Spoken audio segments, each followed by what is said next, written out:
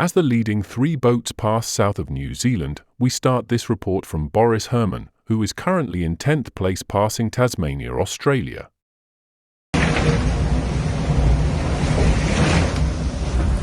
Hi everyone, 14th December, 1400 UTC, local time around midnight, a little bit earlier, but I anticipate the time zone already a little bit further east because the sun goes down otherwise very early and comes up very early. So I'm now in Sydney time zone already. It's the 35th day at sea and we are approaching the halfway mark.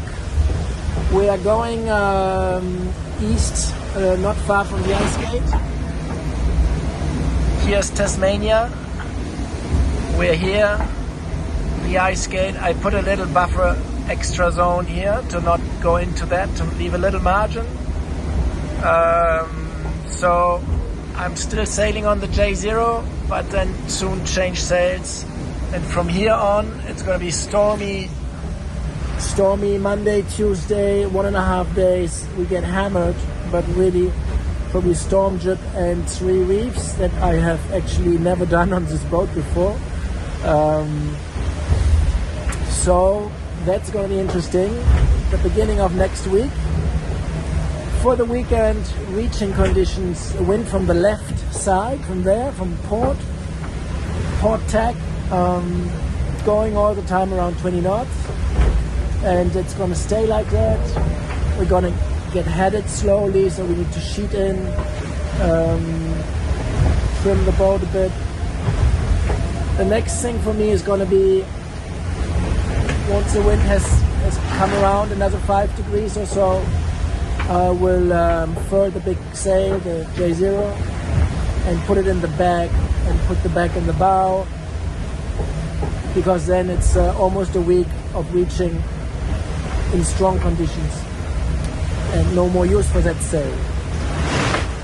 I will also take advantage of that moment on deck to put in place everything I need for the storm and do a little quick check. Although it's pitch black night, but that's how the timing ends up being this time. So far for today, I should try to manage to sleep while there's no daylight, to catch a little bit of daylight when the day is up. So it's a bit funny and difficult to find the rhythm at the moment, to get synchronized with the actual daylight. That's it for today. Good progress. The guys in front are in the high pressure ridge, a bit slowed down, and I got a message from Sam Goodchild saying, it seems I'm waiting for you, so hurry up. It's nice. And I can see a few boats around now on the satellite AIS. So that's also a new initiatives, teamwork, Metricock, Biotherm, and who was that? Advance 1, it's Sam Goodchild. So we are less than 100 miles from the next competitor. That's of course good for the morale. I mean, for mine, not for them maybe. Not for theirs. So far from the boat today. Have a great Saturday, and I talk to you tomorrow. Ciao. A few days ago he said he was gunning for him. This morning, when he regained 2nd place on the Vondée Globe from Seb Simon, Groupe Dubreuil, Yoann Richomme, PAPREC Arkea, delivered on his promise. Remarkable Richomme has now regained much of the deficit of 400 miles he sustained by moving out of the path of the low big pressure system a week ago, and this Saturday afternoon the predatory PAPREC Arkea skipper is 130 or so miles behind his long-time rival, first place Charlie Dalin, MACIF Santé Prévoyance.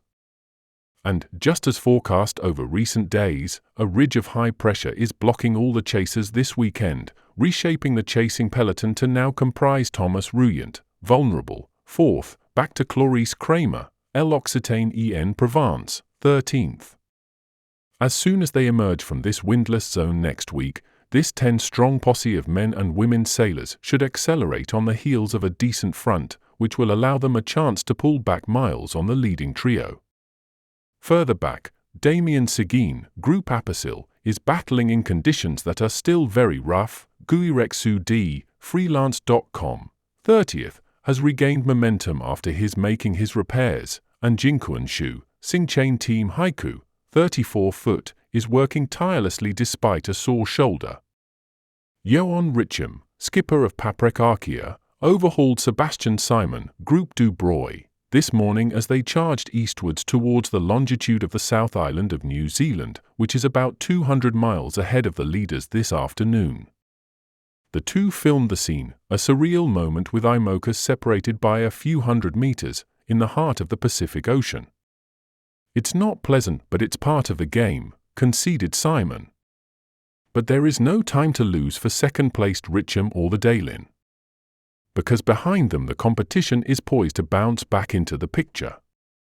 The pursuers, from Thomas Ruyant, vulnerable, 4th, to Clarisse Cremer, L'Occitane en Provence, 13th, came up against a ridge of high pressure, a windless zone, which slowed them down throughout this weekend. But this setback will not, and they will get their chance to return at the leading trio. Next week a front should pick up and propel this whole group of pursuers, which could allow them to catch up with the leaders. Even if it's still very hypothetical, the groups should get closer. We could see a new start, explains Christian Dumard, weather consultant for the Vondée Globe. In any case, any small compensation will cheer Ruyant, who, like Sam Davies, recently sustained numerous electrical blackouts caused by his electrical charging system. He says, "I was told that it was Friday the 13th, and I had one bad news after another. During the day, I saw that I was going to be caught by the ridge of high pressure. And then there was this blackout. You find yourself in the dark of night, without autopilot, without mapping, without means of communication. You feel a little alone. But this bad day is now behind me." And the improvement in the weather outlook is very much approved of by Ruyant. After the slowdown linked to the ridge of high pressure for the last 24 hours, we're going to benefit from this front, which will allow us to go fast for a long time and to make a lot of miles. "It's a hell of a regatta, it's great, and we're determined not to give up." Paul Mailhat, Biotham, says the same thing, even if he is currently being caught by the group made up of Boris Herrmann, MALIZIA Sea Explorer, 10th, Justine Metros, Teamwork Team Snef, 11th, Sam Davies, Initiatives Kerr, 12th, and Clarisse Cremer, L'Occitane en Provence, 13th. But he too will come back on Dalin, Richomme, and Simon. "We're going to pick up the wind and reverse the trend," he explains. "It's classic of the Southern Ocean, the gaps are made and undone, and the elastic band stretches and tightens to and fro." Further back in the fleet there is reassuring news for Damien Seguin, 17th. The skipper of Groupe Apicil has been stuck in the strong depression that has affected this part of the fleet during the week. And in these tough conditions, about 40 knots, 7-meter waves, after a big broach yesterday, the chainplate of the deck spreader outrigger tore off, causing a hole in the hull. While repairing, he suffered a big bump causing pain in his neck and knee. Seguin continues to make progress along the AEZ, Antarctic exclusion zone, on port tack, and nothing is easy. There will still be strong winds at around 40 knots, gusts to 50 knots, and heavy seas with 8 meters of waves, says Christian Dumard. The next few hours will be complicated, and it will last at least until tomorrow evening. For Guirec D, freelance.com, 30th, very hard conditions are expected on Sunday evening with 60 knots of wind and gusts of 70 knots. Southern Ocean rookie Sudi says he wants to play it safe after he was required to repair damage caused to his J2 in a broach. He has been forced to climb the mast in very rough seas. He now has to deal with a problem with his rudder systems and only has a working hydro generator. But Sudi is holding on and is almost amused. "You're obviously super happy when you solve a problem.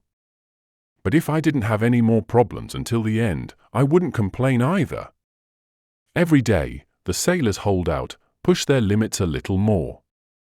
Jing Kunshu, Singchain Team Haiku, 34th, is the best illustration of this. For nearly 20 days, he has been suffering from persistent inflammation in his right shoulder. This injury has a big impact on me, he said this morning.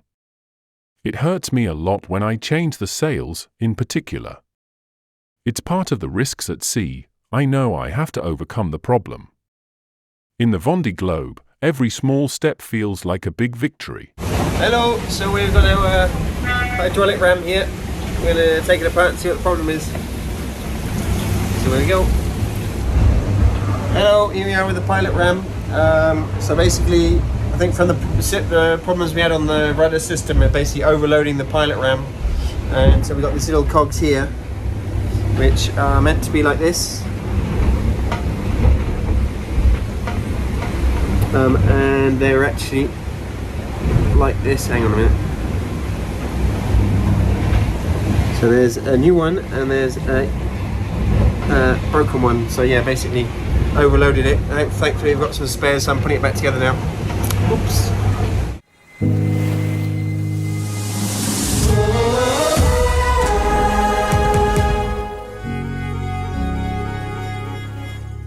Voilà, la dépression, elle arrive. Je vous montre, nous on est là.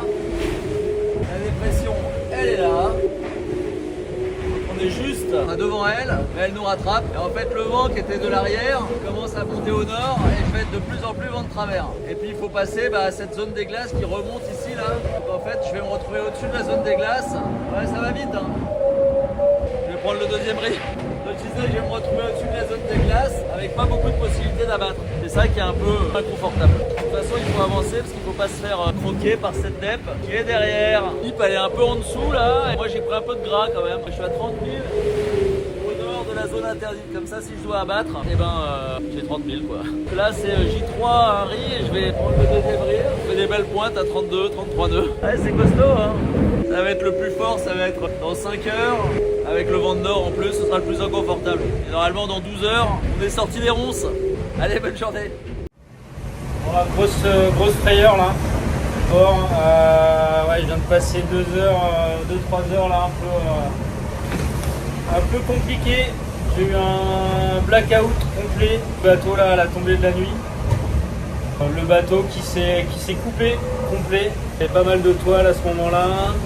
J'avais retrouvé du vent après la dorsale et ça fait vraiment tout drôle. En fait, c'est le pourcentage de charge qui m'indique un peu le niveau des batteries qui s'est un peu décalé dans le temps. Et il y a une manip que j'ai pas faite et que j'aurais dû faire plus tôt. En fait, les batteries étaient beaucoup plus basses qu'indiqué et du coup tout s'est coupé, donc ça fait vraiment bizarre là de nuit de me retrouver avec voilà, tous les écrans, tout le bateau, le pilote dans le noir complet. Donc à devoir reprendre la barre, à rouler les voiles en même temps, à se mettre à la cape, à essayer de comprendre, à utiliser les backups pour allumer tout ça, ce qui n'a pas marché. Et en fait j'ai dû mettre en route mettre les deux hydro-génératrices dans l'eau et faire 1h30 à la barre pour envoyer des ampères dans les batteries. Et voilà, après 1h30 à la barre, voilà, le voltage des batteries a remonté un petit peu et j'ai pu remettre un pilote de secours, continuer à charger avec les hydrogénératrices et puis et ensuite redémarrer le moteur et les alternateurs. Voilà, donc ouais, la journée pas facile là, entre la dorsale qui m'a pas laissé passer, le blackout, ouais, c'est une journée dont je me souviendrai, je pense. Voilà, mais là tout va bien, je suis reparti. Bon, les premiers vont filer, mais voilà, je fais ma route et puis des opportunités, j'espère qu'il y en aura. En tout cas, je lâche rien. Et le bateau est de nouveau à 100% avec les batteries chargées. Et voilà, la petite mésaventure. Allez, à plus.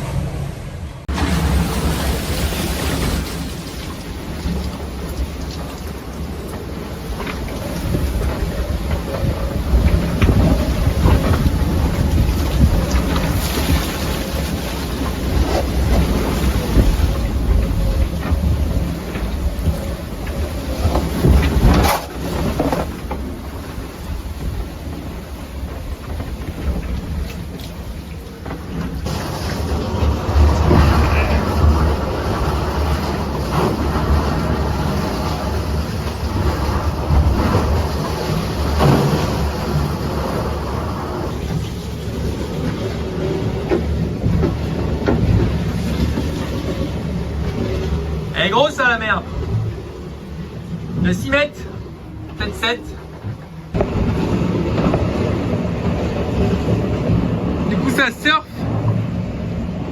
Mais ça s'arrête aussi vite quoi. Tu pars à 30 nœuds, tu t'arrêtes à 8. Si tu toiles trop, tu t'arrêtes dans les vagues et là le bateau il fait sous-marin mais c'est violent.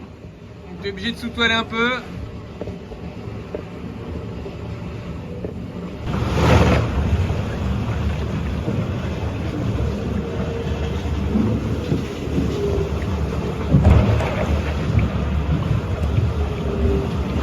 Ouais, J2, J3.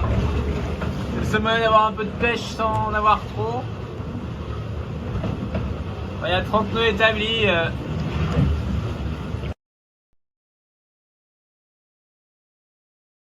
À la Vendée Globe, pour un marin, c'est un peu le challenge ultime. On compare souvent ça à l'Everest, on dit c'est l'Everest des mers, je pense que c'est encore plus que ça, parce qu'il y a beaucoup plus de monde qui ont gravi l'Everest que de marins qui ont terminé le Vendée Globe. Moi je mets une implication totale là-dedans et je la mettrai jusqu'au jour où j'y arriverai enfin.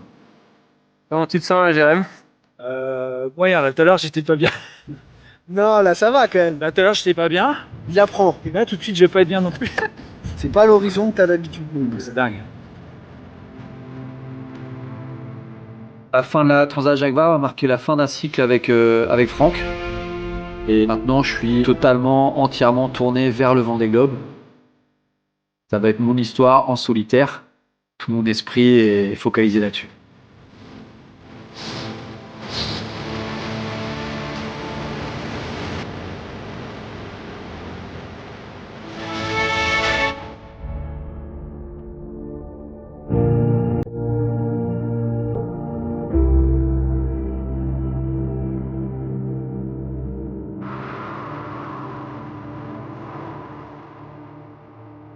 C'est vrai que la 4e place sur la Jacques Vabre était vraiment pas celle qu'on attendait. Avec Mathieu, on a tous les deux décidé qu'il fallait repartir, que c'était important pour moi de refaire du solitaire sans mon ami Franck. Et ça a bien fonctionné tous les deux. Je sais que je sais faire du solo. Mais à un moment, j'ai besoin de sortir de ce truc de double. Je suis convaincu que c'est intéressant de faire un retour à la base. C'est la fin d'un cycle avec Franck, tout un cycle de design de ce Charal 2, d'optimisation, de compréhension de la performance de ce bateau-là avec son aide. C'était important pour moi de refaire du solitaire. J'avais vraiment besoin de ça. Tout le monde était déçu, mais toute l'équipe s'est remobilisée derrière lui et avec lui pour que le bateau soit au top, très performant, fiable. Tu peux m'expliquer, j'ai pas compris ton approche bâbord à mur là. Sur le tableau. C'est un sport individuel qui se prépare en équipe.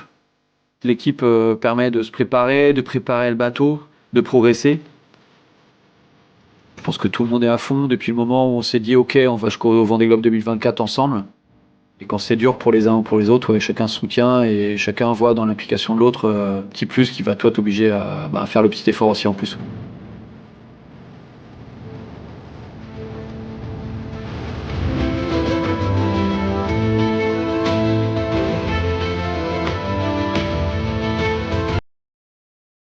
Moi, mon idée, c'est de faire les courses et de préparer le Vendée Globe en faisant le maximum de courses et surtout en solitaire. Donc, on avait la Transat CIC qui se présentait au programme, donc on a décidé de la faire. Je connais le trajet, je l'ai jamais fait en course, donc voilà, on va essayer de faire ça bien avec prudence et d'essayer de sortir dans les premiers et en bon état après la première dépression. La Transat CC, donc ça a été la première course de l'année en solitaire de Jérémie, avec un bateau en configuration quasiment du Vendée Globe. C'est une course aller vers New York. Le seul changement entre ces transats là, qui a eu lieu en début d'année et le Vendée Globe, ça va être un choix de voile. Il s'est avéré que sur cette Transat aller, Transat CC, il y a eu une casse d'une pièce importante, mais néanmoins toute petite, qui tient le gréement et qui a failli faire démater le bateau. Malheureusement, on a une casse qui m'oblige à abandonner la course. Mais sur le moment, on a un petit peu accusé le coup, il y avait de la fatigue en plus. Rapidement, L'équipe a pris la décision avec Jeremie de rentrer, de réparer. Et n'ayant pas pu travailler et avoir tous les enseignements de cette course, s'est dit on repart en équipage avec Jeremie pour pouvoir vraiment tester et continuer à améliorer, à faire performer le bateau. Donc du coup, on a pris le départ de la New York Vendée. Direction la France à Vendée. Allez, ciao. Je me suis vraiment attelé à bien mener mon bateau, à tirer dessus à fond, à exploiter le potentiel du bateau au max. J'ai vraiment tout donné pour essayer de rester devant. Ça m'a permis d'aller toucher mes limites aussi. Je suis inspiré dans un gros refus avec Seb Simon. Là. C'est une route entre les deux à faire pas mal de virements.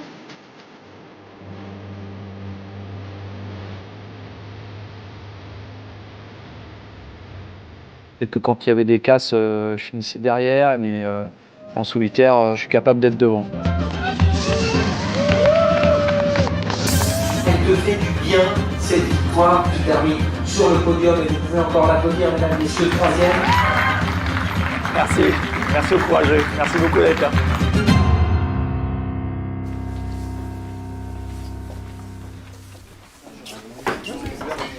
On attend l'allocution. Bon, juste remercier tout le monde. Voilà, qu'on a fait un chouette truc sur la course retour et qu'il y a un truc encore plus chouette à aller chercher cet hiver. Donc voilà, qu'on continue comme ça et qu'on prenne des forces ce soir. Merci de votre soutien.